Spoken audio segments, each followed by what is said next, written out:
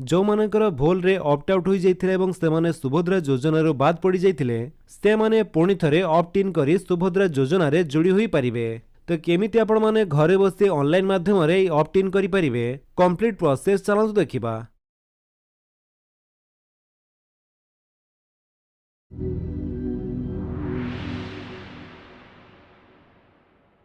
सेथिपाई आपण subhadra.odisha.gov.in रो official website को आसंतु। ए website रो link T म आपण गोटे डिस्क्रिप्शन दे देछि, आपण सेठु भी चाहिले डायरेक्ट ए वेबसाइट को आसी परिबे।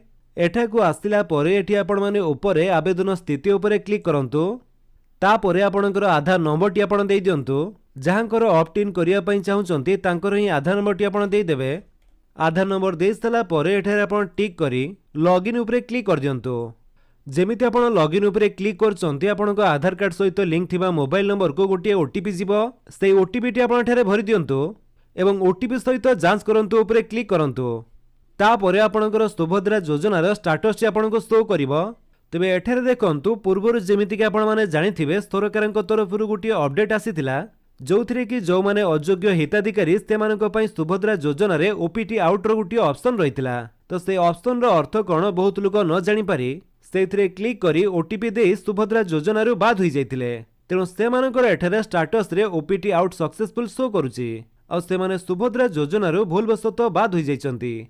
तेणु सरकारक तरफरु सेमानक पई गोटे नुआ ऑप्शन आसीची जोटा कि होची ऑप्ट इन बा ओपीटी इन। ते एठारे आपण सेई ऑप्शन टी देखिया पई पाउथबे। तो आपण सिंपली सेथिरे क्लिक करंतु। तापरे आपणक सामने रे self declaration for OPT in रो ऑप्शन टी आसी जिवो।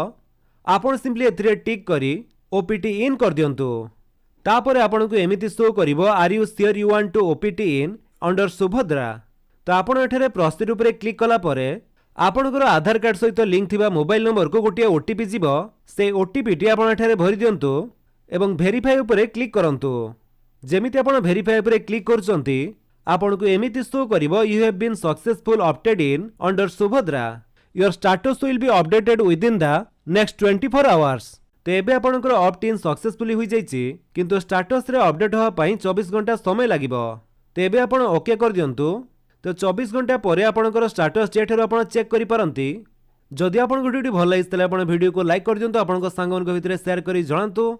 आ जदि आपण हम चैनल नुआ चैनल को सब्सक्राइब करी बेल आइकन दबाई